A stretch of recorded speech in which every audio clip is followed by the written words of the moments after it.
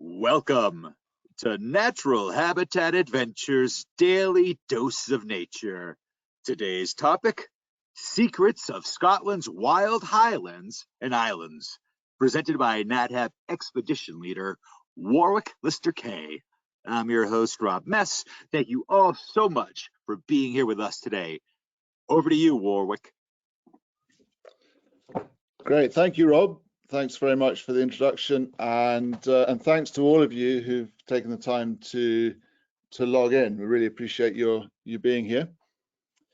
I'm going to try and talk for about half an hour, try and keep it to about that, and then we'll have an opportunity for some questions afterwards. So if you think of any questions while I'm speaking, then please feel free to fire them at me at the end. I'll just quickly introduce myself. My name's Warwick. I am, as Rob mentioned, I'm an expedition leader and have been guiding all over the world for 20 to 25 years. I think it's 25 years now, unbelievably. These days I don't do so much guiding. I tend to work more in the background, and I organize this trip and do all the logistics on behalf of NatHab in Scotland with my wife Becky, who runs the company with me. So we're a very small husband and wife team managing the Scotland product here on NatHab's behalf, and we work with a couple of other clients as well. And I've just thrown a little picture in there with my kids as well, because we always say that, you know, NatHab guests who come to Scotland are coming as guests of our family, and in actual fact, all of you that come here will get to meet my family, get to meet my kids and Becky, my wife. And in fact, I will always try and meet you at the airport or train station as well. So hopefully I'll be the first person you see with a NatHab t-shirt on when you arrive in Scotland. So this is my son Ruben on the left, and my daughter Hazel and my wife Becky in the canoe. And in case you're wondering what Ruben and I are looking at out of the window of our house, at this time of year, we have whooper swans that migrate down from the Arctic and overwinter here. And right now, I was just telling Rob before the presentation, the river fields in front of our house are flooded. We've had an enormous amount of rain in the last few days. And so just a few days ago, we had 3 or 4 hoopers sitting in this basically flood water right in front of our house, and I was showing them to Ruben. To me, this is one of my favorite birds in the world, the whooper swan, and to see them flying up the glen on a misty morning, calling to each other, is just for me one of the most magical wildlife experiences, and we're very fortunate that we see that quite a lot in the winter. So this is our home, and again we want to welcome you to our home. That I've lived in the Highlands my whole life. I was born about 5 miles from where we now live, and I've been exploring the Highlands for my whole life. And so this presentation is called The Secrets of the Wild Highlands and Islands, and I think that, you know, one of the things that we do and we want to do for you is to take you to the special little places that we know about and only a handful of other people know about. Scotland's got an enormous tourism industry, and there are a ton of companies that come here in huge coaches and tour around the Highlands, seeing all the kind of famous sites and the places that latterly have been made famous by Instagram. And we'll see some of those places too, but we really want to try and get you away, you know, far from the madding crowd, and to the special little places that we love and that are special for reasons that only we know. So again, this is taken from just outside my front door, looking up the Strath, as we call it, this river valley which is now flooded. People sometimes ask me, my friends ask me, you know, what is it that NatHab guests and guests from North America want to see when they come to the Highlands? And it's a question that I sometimes struggle to answer a little bit, and especially when I look through the NatHab brochure and I see all of these amazing pictures of tigers and lions and grey whales and these extraordinary huge animals that you can certainly in some cases get really close to. We don't really have that in Scotland. We don't have any of what, you know, in the industry is referred to as the charismatic megafauna. But what we do have is an extraordinary landscape. And not only is it an extraordinarily beautiful place, but this is a landscape which is filled with story. There have been people living here for 10,000 years, and over that time, a unique culture has evolved. And in the last couple of hundred years, there's been an incredible history, including, of course, an enormous diaspora of people from the Highlands of Scotland all over the world, and especially to North America. And so I think Scotland holds a special place in the heart of many Americans and Canadians and Australians and people from New Zealand. And, you know, they're curious to come back and see, certainly for what some people is the homeland. And then for others is just a place that has a special sort of curiosity. And I wanted to just start the presentation with a few photographs just taken from my iPhone. And these are pictures that I've just taken over the last year or so as I roam around the Highlands, enjoying this place that we're privileged to call home. It's a relatively small area that we're talking about, especially in comparison to North America. But within this small area, we have an amazingly diverse range of landscapes. So everything from these turquoise waters and rugged mountains on the Isle of Skye to the misty glens that I think is, you know, quite a sort of famous feature of the Highlands. So yeah, I mean, I can just push through a few more of these pictures. This is a beautiful hill called Sulven at dawn. So, and not only do we have lovely landscapes, but also we have this extraordinarily varied weather patterns. You know, it's we've just got to put our hand up straight away and say our weather is unpredictable, to say the least. But the good side of that is that the landscape is constantly changing. We have this amazing play of light over the landscape, through the clouds, through the rain, and then, you know, the clouds will part, and the next thing we'll have beautiful blue skies. And so it's an astonishingly beautiful place which changes from moment to moment, from day to day, and from season to season. And especially in the shoulder months, you know, in the spring and the autumn, when the days are shortening, we get this amazing light in the sky as well, which I mean, I hope that the day never comes when I don't step outside my house and just pause and think, I'm so lucky to live here, because it's a different show every day.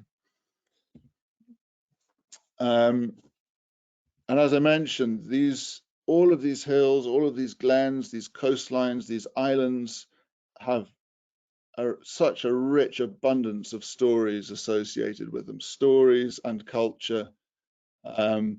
And, you know, that's a large part of what we do on this trip, is that we explore those stories, especially within the context of the environmental situation and the conservation challenges that Scotland faces today. This is a loch on the west coast called Loch Duich, which and in the background there you can see the 5 Sisters of Kintail. So yeah, these are just a few pictures from the iPhone.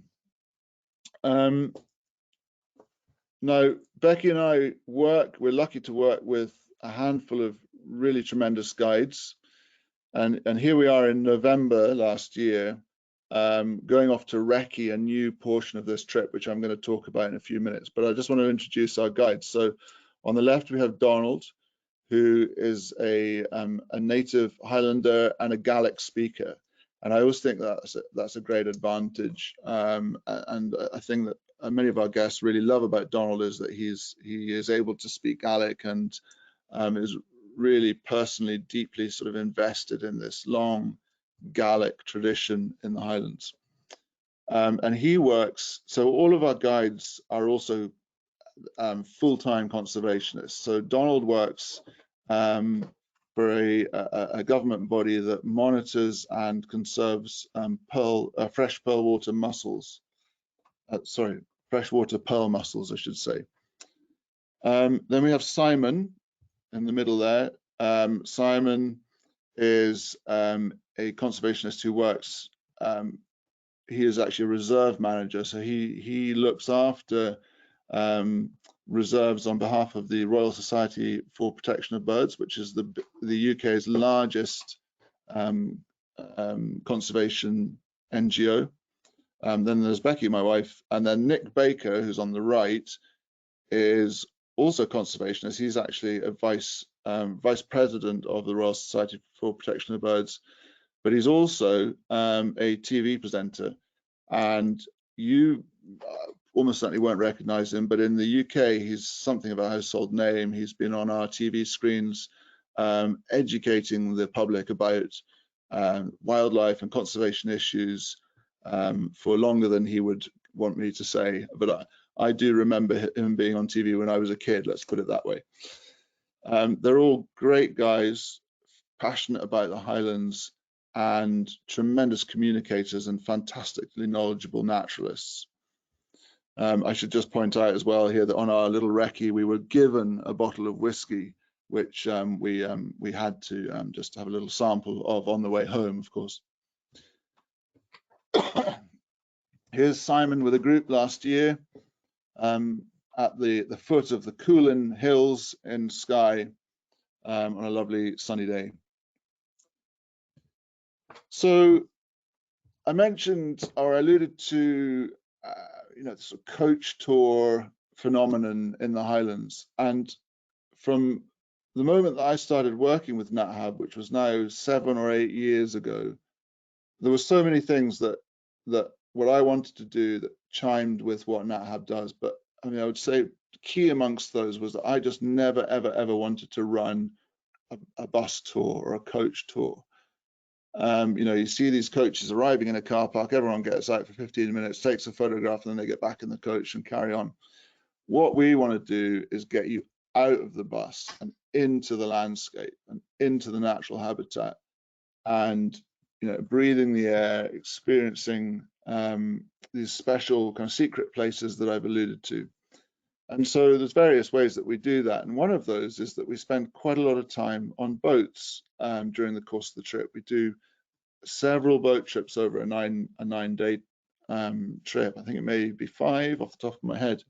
So I'm just going to rattle through those to give you a flavour for them, a flavour of them, and I'll go from in ascending order of size.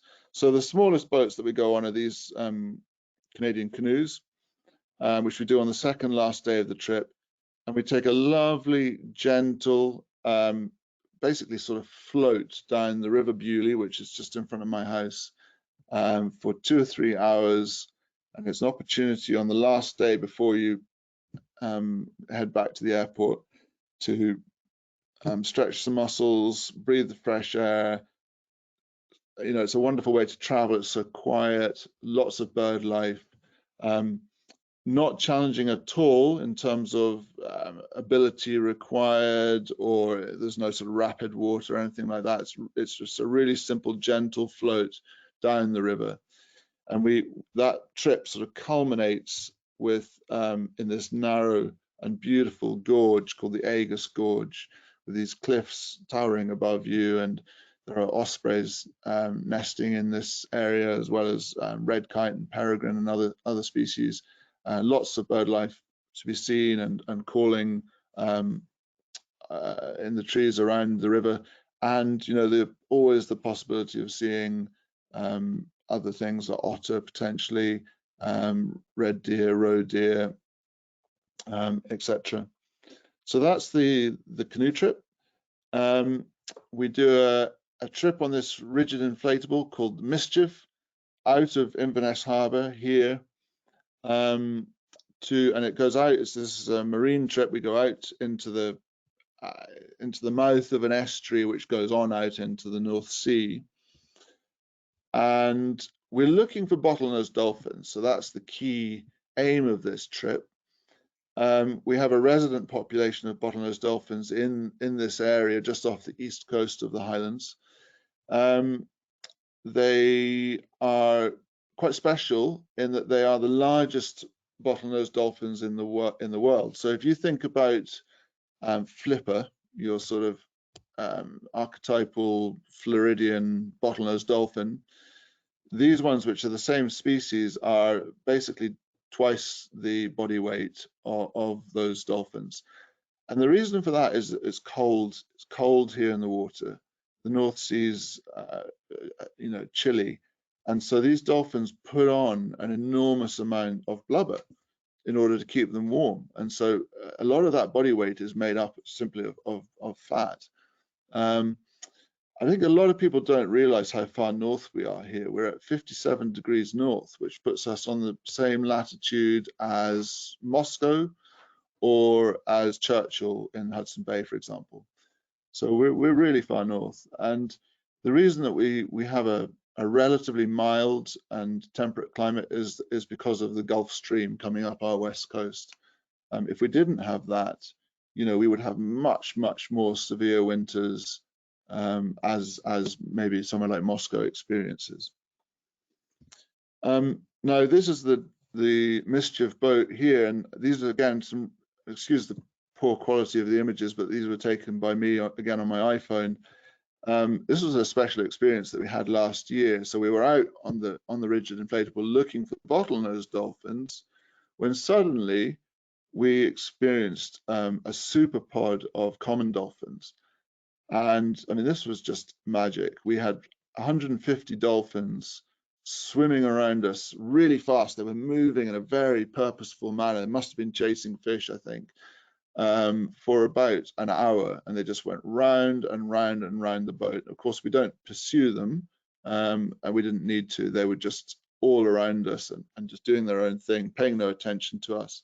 And then when we finally sort of felt like we needed to move on to try and find some bottlenose dolphins, the common dolphins were having none of it. They said, no, we're going to escort you. So we had this magic experience of common dolphins right alongside the boat, and that one closest to the boat that you can see there is actually a calf. That was really, really, it was kind of a magical experience that we had from the rigid inflatable last year. Something that we introduced last year, and again, this is an example of NatHab wanting to do things a bit different and to do it a bit special. So it's necessary for us to travel the length of Loch Ness in order to get from our first hotel to our second hotel. Of course, Loch Ness being famous for the monster, and so the road along Loch Ness side is extraordinarily busy with tourists in the season. So we thought, well, we're not going to do that. We're going to take a boat the length of Loch Ness. So we started from last season taking another rigid inflatable and going right down the middle of Loch Ness, this incredible body of water that divides the Highlands to north and south. It holds more water within that one loch than all the rivers and lakes in the entire of England, in the whole of England. It's a pretty huge loch. And so it makes a fantastic thoroughfare for us to head down. And of course, it also gives us flexibility to see some cool things along the way, like, for example, Urquhart Castle here. And, we do it the NatHab way from the water. We can get whatever angle is appropriate for the light and see it in a really special manner. Once we're out on the Hebrides, we take this slightly larger boat. It's a catamaran called Harmony, and we do a 5 or 6 hour sea trip out to a remote and uninhabited archipelago of islands called the Highlands. I'll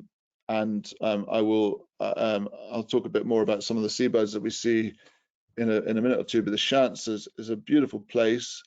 It has basaltic columns, a bit like, if any of you have heard of the Giant's Causeway in Northern Ireland, similar sort of thing, or Fingal's Cave on Staffa, and is home to millions of seabirds. In fact, they think, well, they know that there's a million puffins nesting on these islands. So it's an extraordinary experience. No people there, just an utter cacophony of seabirds nesting, and all of their young, and of course all the associated smells and noises. We'll often see white-tailed eagles and other wildlife, but I'll come back to that in a minute. So there's the little puffin, so charismatic and beautiful. Of course, it's high up on everyone's list of things they want to see, and in the Highlands, there's just, well, as I say, a million of them, which is, I think, 10% of the UK nesting population, which in turn is about 10% of the global population. So these small islands have about 1% of the global population of puffins on them. Excuse me. We'll also see northern gannets, just magnificent, one of our largest seabirds, and they often hunt together in a flock, and then you'll see the whole flock just suddenly wheel, turn, and plunge dive simultaneously into the water, and they form this extraordinary arrow shape with their body, hit the water at literally breakneck speed in some cases. That has been known to kill them. And then they're diving anything from 6 to 10 to 12 feet under the water, and then they'll actually deploy their wings and they'll swim under the water to hunt for whatever prey species of birds that they're looking for or they've identified. Again, it's a magic sight, and especially to see, I mean, it's wonderful to see this individual bird and see how it's evolved to form this incredibly sort of aquiline shape. But to see them doing it en masse, 30, 40 birds all just hammering the water at the same time, is really special. And then the largest of the boats that we go on is a passenger ferry. This is a 100-car passenger ferry, so it's a relatively large boat, and it's well appointed with a restaurant and a cafe and you know, even a little shop and all the rest of it. But it also has really good viewing decks, especially towards the stern. And these 2 ferry trips that we do from Skye out to the Hebrides, and then from the Hebrides back to the mainland, which vary, well, the first trip's an hour and a half long and the second trip's 2.5 hours long, are also an excellent opportunity for sea watching and wildlife viewing. Lots of seabirds to be seen, and often many cetaceans too. We get lots of common dolphins, occasionally minke whales, fin whales, and sometimes things that are rarer than that. So I just want to mention a couple of things that we've added into the itinerary for 2024. We're going to do one day, which is really different this year. We're going to take our bus down towards that's Ben Nevis in the background there, the highest mountain in Scotland at just over 4,000 feet high, past this wonderful memorial to the commandos that trained in this challenging terrain prior to the First World War, and then we get off the bus and we get onto this steam train. It's known as the Jacobite steam train. And for those of you who are Harry Potter fans, or perhaps have children, or dare I say even grandchildren who are Harry Potter fans, you may know it better as the Hogwarts Express. This was the train that Harry and Hermione and Ron Weasley took to get to Hogwarts. So it's a wonderful experience that harks back to a previous age. This viaduct, the Glenfinnan Viaduct, was built in 1901 and stands at over 90 feet high. The steam engine was built in the 1930s and is one of a very, very few that are still in operation. And in the background, you can see Glenfinnan, and at the head of Glenfinnan is this famous statue built in the early 19th century to memorialize the Highlanders that fought for Bonnie Prince Charlie during his fateful Jacobite uprising, which started in this place at the head of Glenfinnan in 1745, when Bonnie Prince Charlie came ashore, raised the royal standard, and there were 1,200 Highlanders there waiting for him, and then they set off to try and reclaim the throne for the Stuart kings.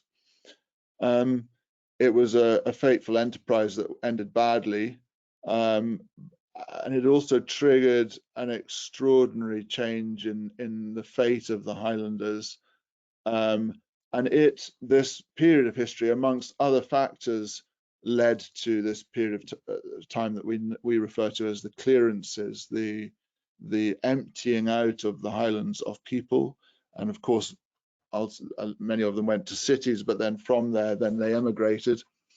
And from that period, so many human stories have been created, but also it's really the beginning of the environmental situation that we are currently facing in Scotland, and most of the kind of environmental and conservation stories and challenges that we will talk about during the course of this trip date back to the mid 18th century, when Bonnie Prince Charlie really put the cat amongst the pigeons, shall we say.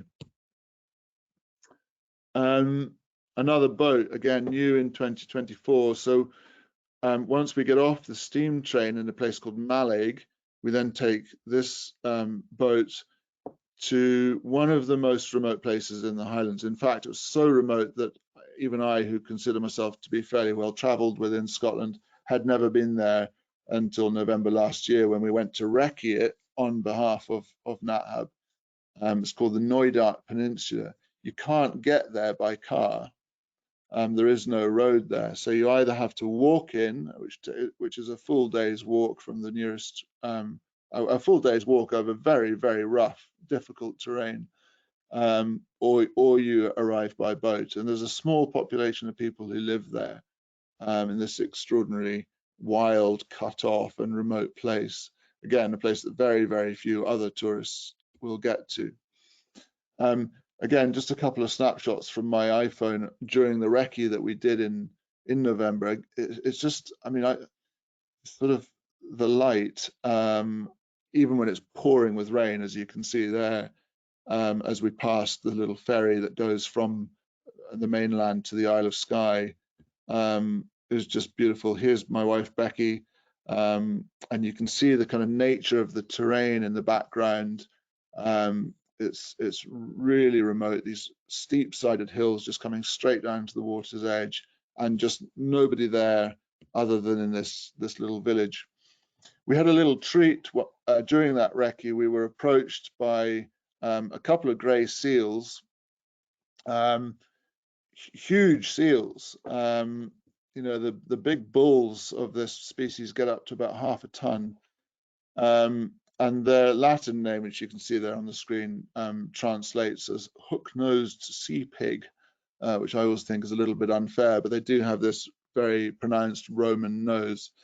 Anyway, the grey seals in Mallaig Harbour have learned that boats coming in are often fishing boats, and they'll discard, I think they probably feed the seals, if I'm honest, but it may be that they're gutting the fish as well. And so they came right underneath the boat and were eyeing us up from underwater, which is a treat. They're globally quite a rare seal, and we have a large percentage of the global population living here in the Highlands. Even so, I always think it's a treat to see them, because we see a lot of what you would call harbour seals, what we call common seals, but grey seals are are less readily accessible. So this was cool. Now, going back to the Knoydart Peninsula, as I mentioned, there is a little settlement there, and we will take you there. We have lunch at this place called the Old Forge, and there again are Simon, Nick, myself, and Donald, and we went to check that out. And while we were there, we also went to look at this little church, which has been converted into again, it's just a husband and wife team who've set up, I mean, a brewery. And how they got the equipment there, I do not know, but they're running this extraordinary little enterprise in this totally cut off corner of the Highlands. Anyway, so of course, I mean, we felt that the requirement, the necessity to check out purely for quality assurance purposes the local beer. But I don't look at the beer. Look at the bar. It's been recently reconstructed from oak, and each one of these little panels has the name of a donor on it, because this bar has been bought by the community. And again, this is just one of these stories about the Highlands, about change in land use, land ownership patterns, how communities now are starting to buy back assets from large landowners and, in generally speaking, make them better.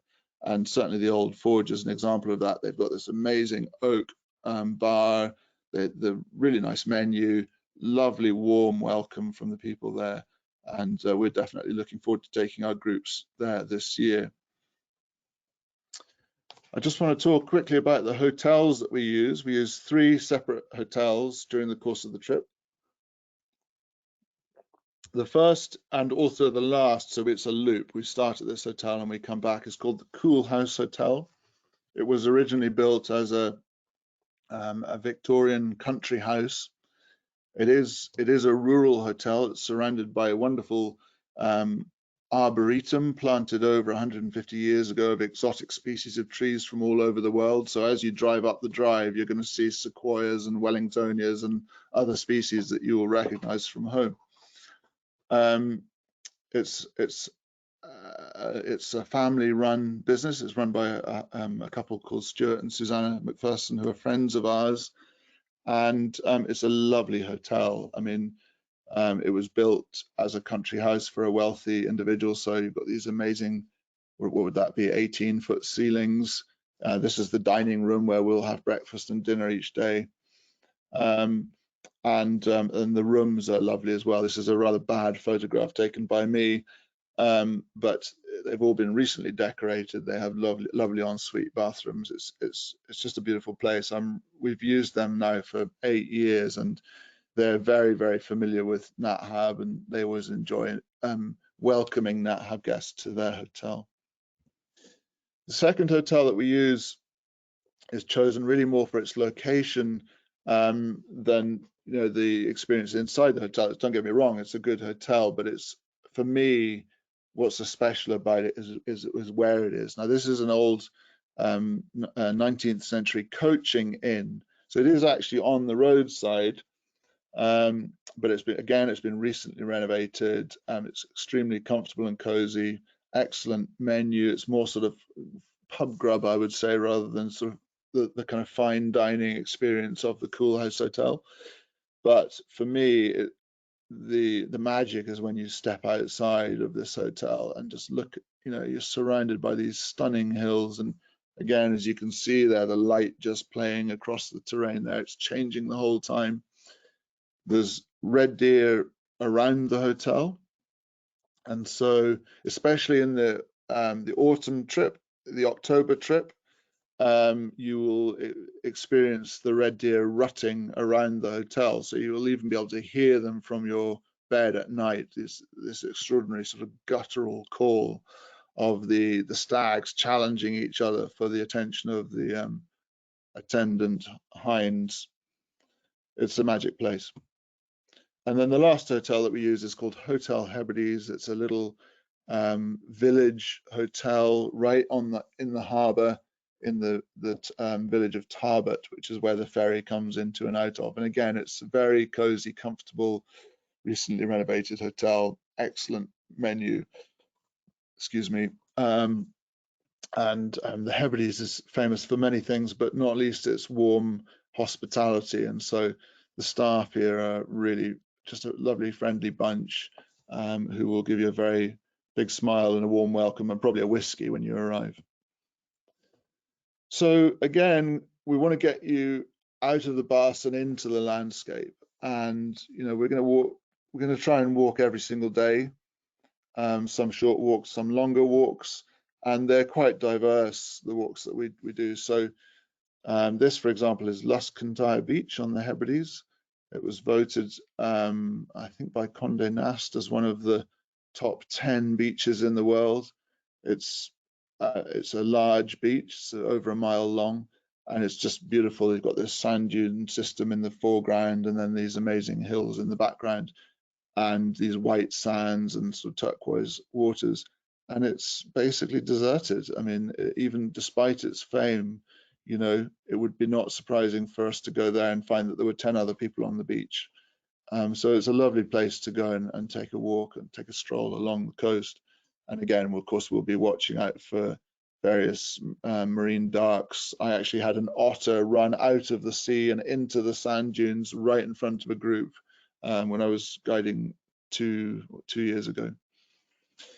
Also along the coast of the Hebrides, there's this extraordinary rare habitat called macha, and it's a strip of coastal meadow, which is famous for this extraordinary abundance of wildflowers, and it gets its richness from smashed the smashed shells of sea creatures, marine creatures, which are blown up. That sort of fine material is then blown up onto the sandy shores, and so you get a very, very calcium rich, sandy, free draining soil, which these wildflower meadows just thrive on. So it's a lovely place to go and visit.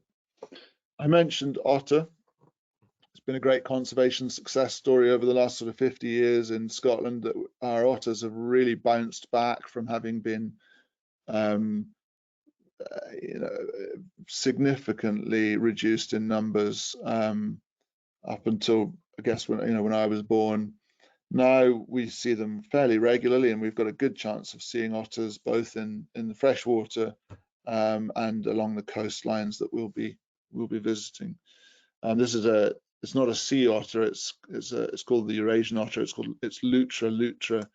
So it's a freshwater otter, but they've learned that they can make a good living along the coastline, and so they'll often hunt along the coast and in the shallow waters along the coast, but they have to return to fresh water on a regular basis for the sake of their pelts, which they have to kind of replenish the natural oils in. We'll walk into the hills. This is the Highlands on Skye, extraordinary volcanic landscape of gabbro and granite, with these sort of dark brooding hills, and again, so many stories. This is the homeland of the MacLeods and the MacDonalds, and there's a 1,000 years of history of those two clans there, and how their fortunes have turned through the centuries.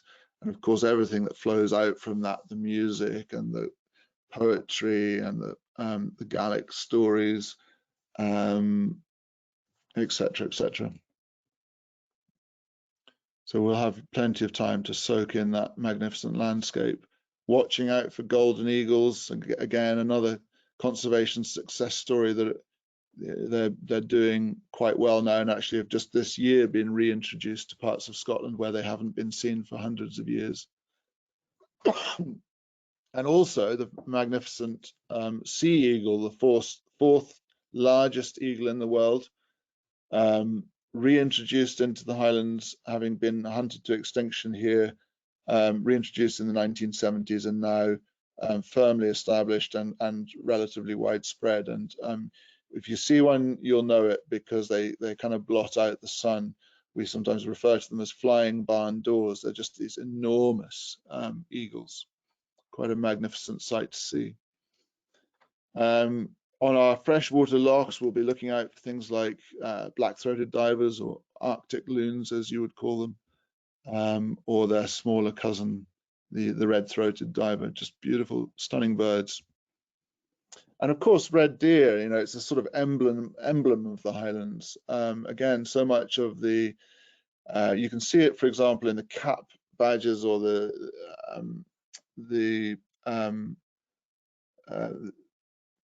many of the clans use the stag as an emblem of the clan.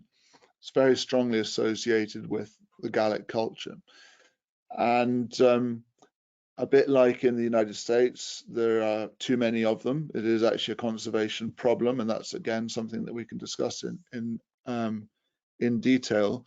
But you know, nevertheless, it's a wonderful thing to see. And sometimes they'll be, you know, on a high up on a silhouetted on a skyline like this, and then other times you better watch out because they might be right behind you. And again, especially towards the end of the summer and into the autumn, the stags will be in full antler, getting prepared for the rut, and so you get these sort of magnificent specimens like these ones, which just were 50-60 yards away from us in this instance. I don't know if you know about bonxies. That's a colloquial name, a local name given to the great skua, this extraordinary bird. We have a globally significant population of great skuas here. In fact, I think I'm right in saying we have something like half the global population of great skuas. They're an extraordinary bird. We refer to them as kleptoparasites because they make their living by stealing the food from other seabirds. So they will harass gulls and terns and other birds until they regurgitate the fish that they've caught out at sea, and then the bonxie steals it from them. It's also a predator. It will take eggs and chicks and small mammals and things like that. And they're also very aggressive defenders of their nesting territory. So if you inadvertently wander too close to a bonxie's nest, you will be you may encounter something like what we're seeing here, and they have been known to make contact. Of course, as we travel around the Highlands, we're going to see some of our famous ancient castles and the misty glens. Again, it comes back to this sort of ever-changing, beautiful landscape and the light that plays over it all the time. This is Elandonnan Castle, which is a castle that we actually pass 3 or 4 times during the course of the trip. So we'll get to see it in various different times of day and lights. And much, much more ancient are the standing stones of Callanish. So these are 4,500 years old. This place was a place of significance for ritual purposes that we don't fully know or understand, but we know from archaeological evidence that people used this place for 1,000 years before it was eventually abandoned, and actually the peat built up and completely covered the stones until I think a farmer struck the top of one of the stones with his plough quite some time ago, and they dug it back and they discovered this amazing ring of standing stones. And actually in this place at Callanish there are several other smaller sites of standing stones as well. One of the things I really like about Callanish is that you can walk right in amongst the stones. You can put your hands on them. You can, you know, get very intimate with them. So it's not an experience where there's a sort of fence keeping you away or anything like that. You can get right up close and personal with them. Now, of course, NatHab's mission statement is conservation through travel, and we, again, this goes back to what I was saying about how what NatHab want to do in Scotland chimes so strongly with what I want to do. You know, I'm a conservationist at heart, and you know, it's important to us that everything that we do with you in the Highlands has a positive impact. And so we will go and visit some conservation projects along the way. You'll get to speak with the staff, understand the work that they're doing, and you know, by being there, and we pay them, of course, for that experience. We're making a positive impact. And in fact, this particular place is run by a charity called Trees for Life, which we've actually set up a sort of partnership with NatHab. Trees for Life received some of NatHab's philanthropic donation last year, and also we've set up a scheme whereby if you as a guest want to support them, you can make a donation as well. Of course, it's entirely voluntary. They're doing amazing work in reforesting areas that have had all of its primary forest cut down over 500 years. And here we got to hug a 500-year-old oak tree. So it's amazing to think that this tree was a sapling when Columbus was sailing across the Atlantic. That tree would have seen wolves in the Highlands, which have been long since extinct, sadly. You'll also get to meet the locals. It might be the shaggy ginger variety, such as these ones, our beautiful Highland cows. Here's Tanya from the NatHab office meeting one of our little lambs in the spring. And then after the sun sets, we will seek out some traditional entertainment. So I mentioned that you will all be invited to our house, and this is our house. In fact, this is the room that I'm sitting in right now. And here are some of our NatHab guests from last year. And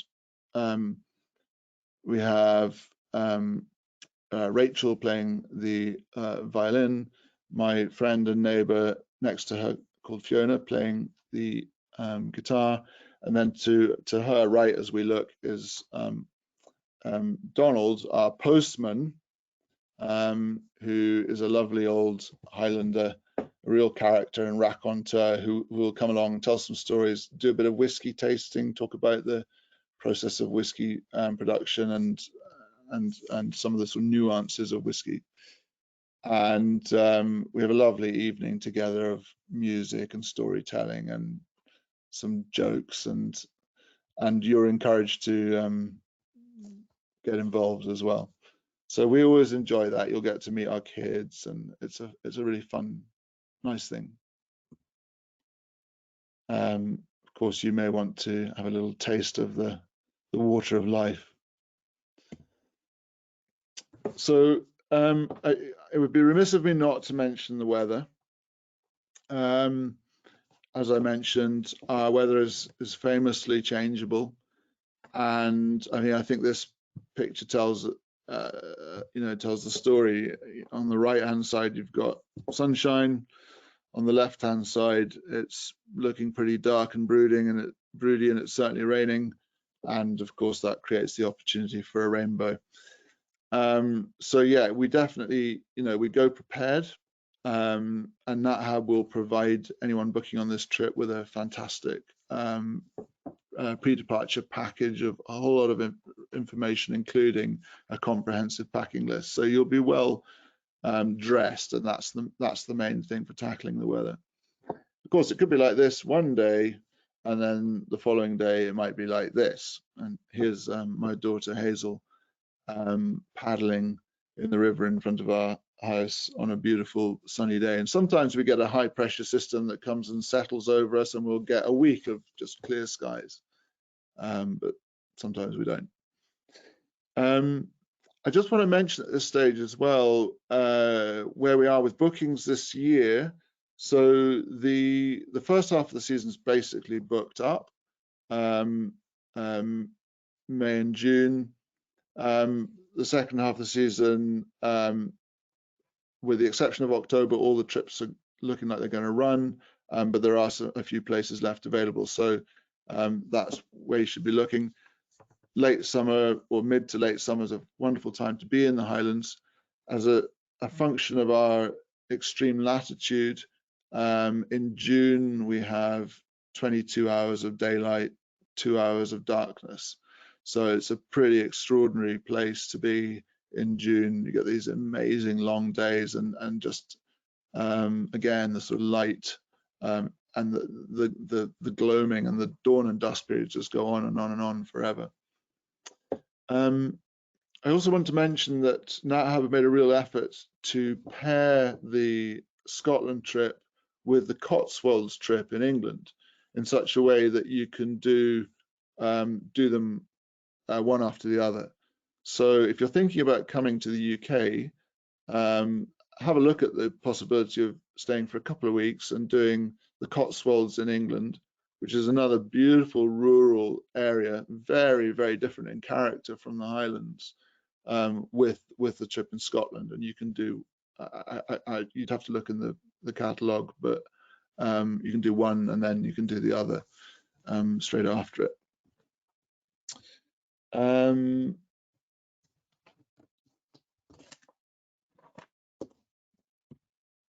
I think that is just about everything that I have to say. We're passionate about this place. I hope you've got that from this presentation. I consider myself so fortunate to live here and to be able to raise my family here. All of our NatHab guests are treated as guests of the family. We've got an amazing team of people who are going to take you to some secret and special places, show you this extraordinary landscape, talk about and support conservation projects. You're going to support small local businesses who live, through tourism, and you're going to meet amazing characters, local Highlanders, and hear stories that date back hundreds and even thousands of years, and have a flavour of the Highland culture, which is so unique and also so influential around the world, and especially in North America. We very, very much look forward to welcoming you here, and I'd be delighted to answer any questions that you might have. All right, thank you, Warwick. Now, before we head into the question and answer session, I would like to remind everyone that you can submit your questions via the question field in your control panel. All right, let's get to some of these questions. So if I really wanted to see the puffins, what is the best time of year to come? Okay, that's a very, very good question, and I'm glad that it's been raised because it's important. The puffins breed in the first part of the season, so May and June. Once the breeding season is over, there'll be some puffins still hanging around in July, but once the breeding, so really from sort of mid-July onwards, all of the birds, all of the nesting seabirds that nest on these extraordinary rookeries in places like the Shants go out to sea. They are pelagic birds, and so they live out at sea apart from when they need to come in to breed. So yeah, for the puffins, you really got to come in the first half of the season. Now, obviously, when we do the boat trip out to the Shants in the latter part of the season, there's still a lot to see. I mean, the islands themselves are extraordinary. The opportunity to see cetaceans is extremely strong, extremely high chance.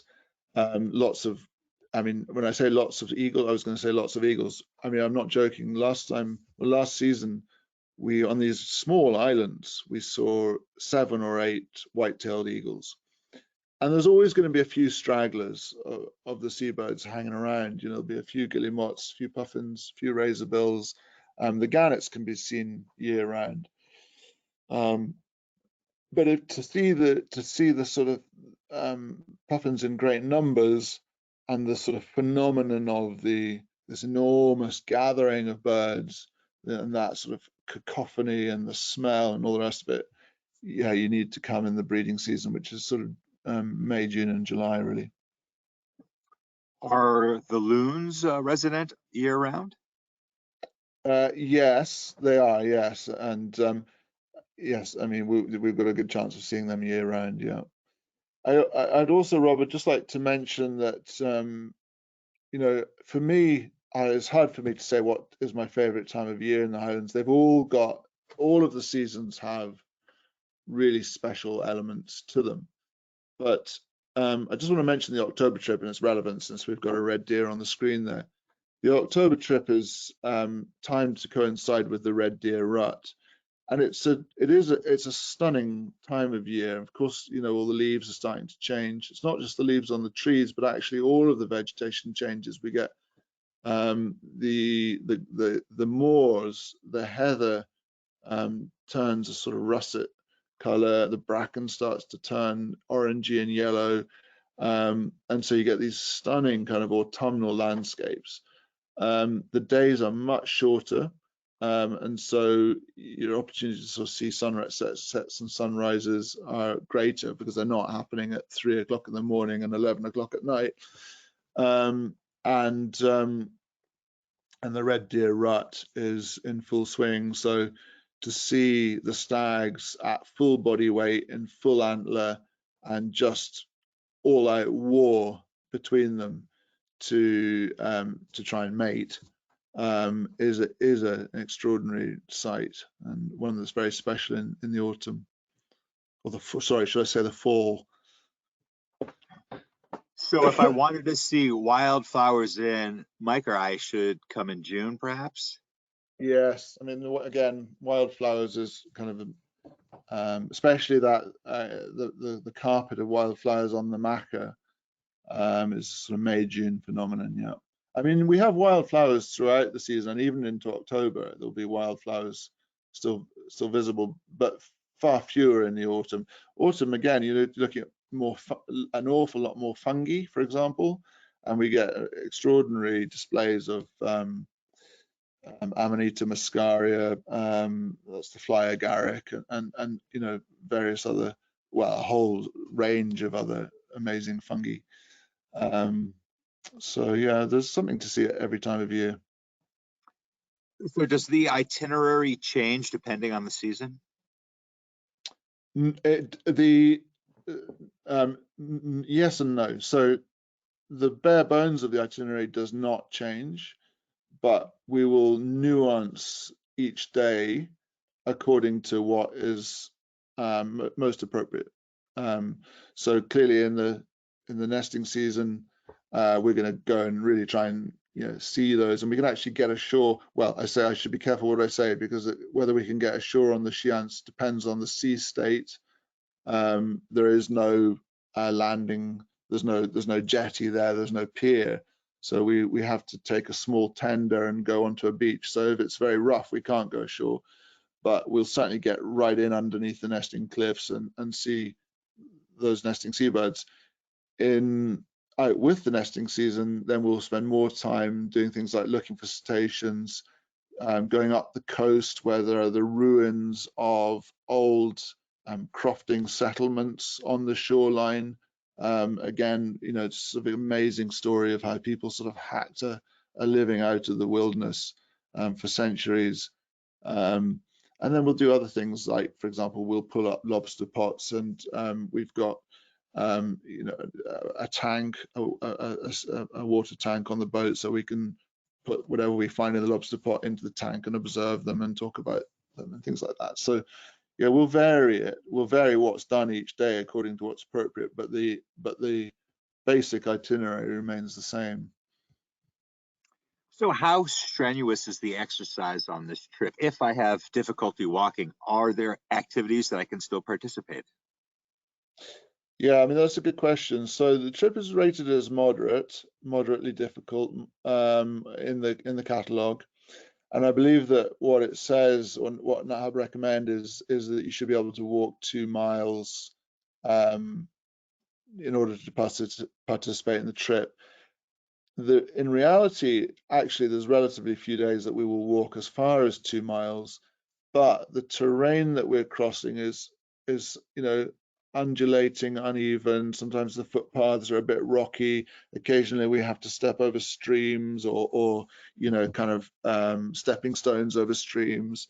Sometimes it's boggy underfoot, and sometimes we're walking uphill or downhill. So I would say that more important than sort of endurance is agility, being steady on your feet. I mean, also you need to be able to climb in and out of a canoe. Getting in and out of the ribs is a little bit tricky. I mean, obviously our guides and our other providers will be there on hand to offer assistance, but it is a trip which requires, in order to be able to fully participate in it and enjoy it, requires a relatively good level of agility and fitness. To answer the second part of your question, are there alternative activities? There are not. We don't schedule alternative activities for people who don't want to partake in elements of the trip. That said, you know, of course, we'll always bend over backwards to try and accommodate people who, for whatever reason, don't want to do a boat trip or a walk or a whatever. I mean, and also, you know, of course, people have all sorts of reasons for that. They may not be feeling very well that day, or they might prefer just to sit and read a book or whatever.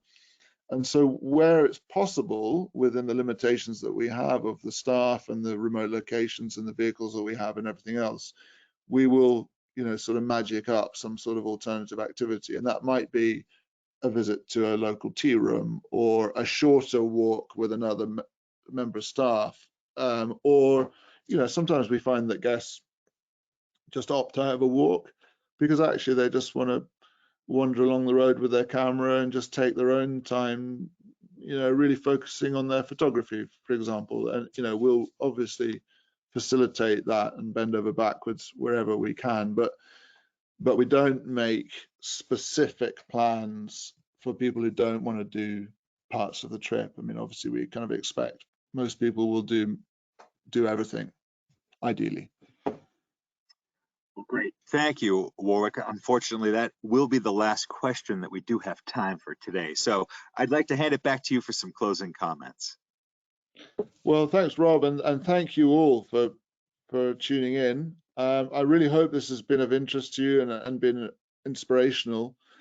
Scotland's a wonderful place. I think it's somewhere that everybody should see at least once in their life. And I say from the bottom of my heart, we've been working with NatHab for 8 years now, and I honestly think that the NatHab product in Scotland is absolutely top line. I think it's one of the best that you could wish for. You know, the groups are small, the experiences are authentic and meaningful, and we look forward to seeing you. Warwick, thank you so much for taking the time to present for us today. And I'd also like to thank everyone who tuned in today.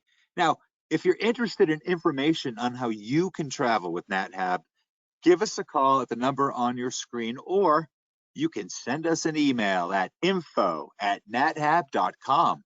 Our adventure specialists are happy to help you out. Join us tomorrow for our next Daily Dose of Nature. You can check out this week's lineup, including registration links, on our website at nathab.com/webinars. We did record today's presentation, and we will have the replay available on our website soon. With that, I will conclude today's webinar. Goodbye, everybody. We'll see you next time.